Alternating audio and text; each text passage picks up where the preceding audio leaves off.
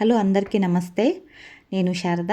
ఎలా ఉన్నారు ఫ్రెండ్స్ అందరూ? మీరందరూ బాగున్నారని నేను అనుకుంటున్నాను. నేను కూడా చాలా బాగున్నాను.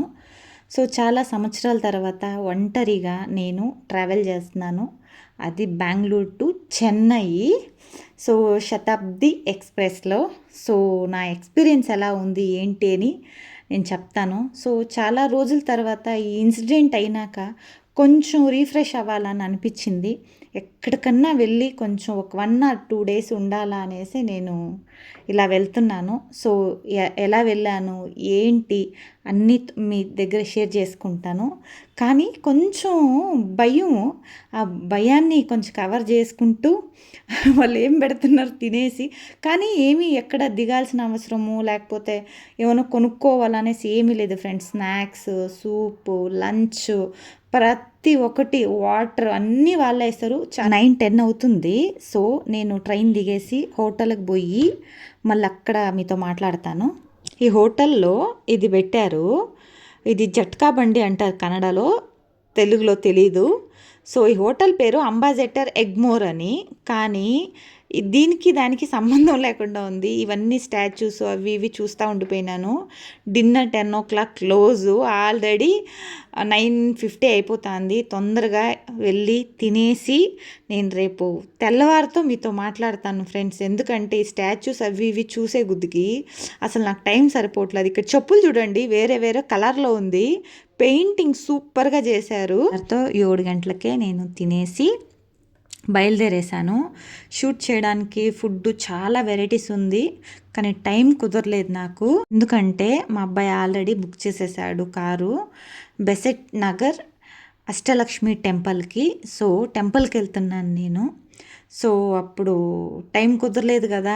ఇంకా నాకు డౌట్ వేరే, ఇతను కార్ అతను కరెక్ట్గా తీసుకెళ్తున్నాడా లేదా అని చెప్పి డౌట్ ఒక సైడ్. అందుకే అతన్ని అడుగుతున్నాను నేను, నువ్వు కరెక్ట్గా తీసుకెళ్తున్నావా, అడ్రస్ కరెక్టేనా అని. మేడం కరెక్టే అన్నాడు.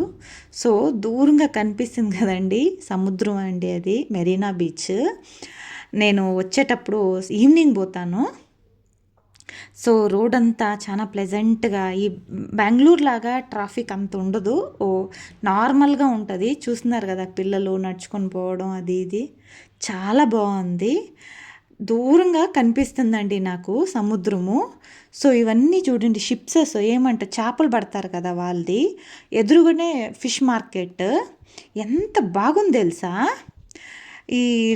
ఇతను ఉన్నాడు కదా అబ్బాయి, కార్ డ్రైవరు, మేడం మీరు కావాల్సంటే మీరు సముద్రం దగ్గరికి పోండి అని చెప్పాడు. వచ్చాను. సౌండ్ చూడండి ఫ్రెండ్,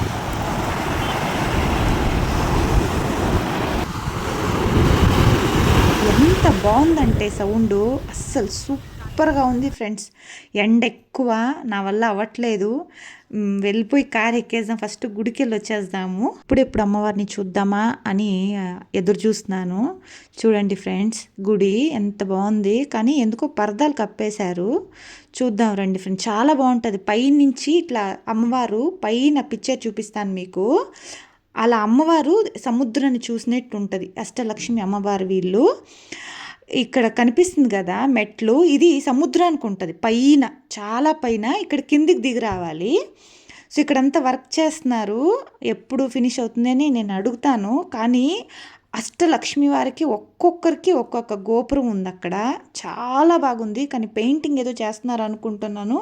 అన్ని పరదాలు వేసి కప్పేశారు. అంతగా రష్ కూడా లేదు. నేను అడుగుతాను వాళ్ళని ఏమి ఎలా అని.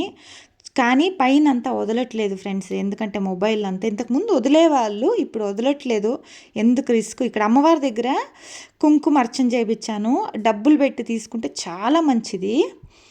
బ్యాక్ సైడ్ అక్కడ కనిపిస్తుంది కదా friends, back side green colour, అక్కడ నేను చూపించాను కదా ఫోటోలో అమ్మవారిది, అది పైన ఎంత గొప్పగా ఉంటుందంటే, ఇదిగోండి ఈ బీచ్ చూస్తుంటే పైనుంచి చూస్తే చాలా బాగుంటుంది. మీకు ఒక ఫోటో పెడతాను, ఇది రియల్ అండి ఫ్రెండ్స్.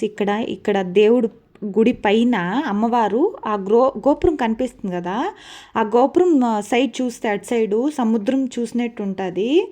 చాలా బాగుంటుంది. ఎంత బాగుంటుందంటే అసలు చెప్పలేను. ఎండ కాళ్ళు మాడిపోతా ఉన్నాయి. సో నాకు నిజం నా వల్ల అవ్వట్లేదు, కళ్ళు తెరవడానికి కూడా అవ్వట్లేదు. కానీ ఇక్కడికి వచ్చినాక ఈ సముద్రము శబ్దం కానీ ఇంకొకటి చాలా బాగుంది.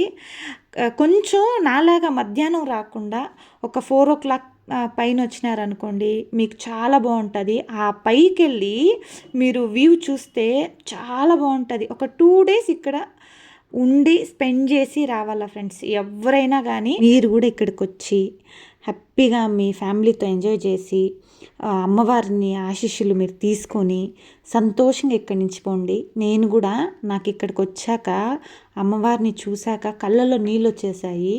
అక్కడ ఉండే వాళ్ళకి అర్థం కాలేదు నాకు చెమట పడుతుందా కంట్లో నీళ్ళు వస్తుందా అని తుడిచి స్కిన్ అంతా నాకు మంట వచ్చేసింది. కానీ ఇప్పుడు కార్లో వచ్చి కూర్చొని ఏసీలో కూర్చున్నాక బాడీ మైండు అండ్ టెన్షన్ అంతా వెళ్ళిపోయి నిజంగా ఫుల్ వెయిట్లెస్ అయిపోయింది నా బాడీ. అంత సంతోషంగా ఉంది. ఈ అనుభూతి మళ్ళీ ఎప్పుడు దొరకదు అనుకుంటా. ఈ క్షణం అంత అంత అద్భుతంగా ఉంది. మళ్ళీ ఇలాంటిది ఈ అద్భుతాలు జరగవు అప్పుడప్పుడు. చాలా బాగుంది. ఇది చూడండి, ఈవినింగ్ నేను వచ్చాను, ఈమె మల్లెపూలు తీసుకున్నాను. ఈమె 50 రూపాయలు చెప్పి మళ్ళీ 60 రూపాయలు చెప్పింది. సర్లే వయసు అయింది కదా అని ఇచ్చేసాను. సో ఇప్పుడు ఈవినింగ్ చాలా కూల్గా ఉంది ఫ్రెండ్స్. ఇప్పుడు నేను ఇప్పుడు ట్రైన్ ఉంది, రిటర్న్ బెంగళూరుకి పోవాలి. సో ఇక్కడే ఉండాలని కూడా ఉంది. ఈ చల్లగా ఉండేదానికి కొంచెం వాక్ చేయాలని ఉంది. చెప్పులు తీసి చేతిలో పెట్టుకున్నాను. సో మీరు కూడా ఇక్కడికి వచ్చి ఎంజాయ్ చేయండి. నేను కూడా ఇక్కడి నుంచి బెంగళూరుకి వెళ్ళిపోయి మా పిల్లలతో నేను కూడా ఎంజాయ్ చేస్తాను. నా వల్ల ఇక్కడ ఒకటే అవ్వట్లేదు, భయంగా వేరే ఉంది. సో టైం అయిపోతుందేమో ట్రైన్కి అలా ఇలా అని నేను మా ఇంటికి వెళ్తాను ఈరోజు. మళ్ళీ కలుద్దాం ఫ్రెండ్స్, బాయ్.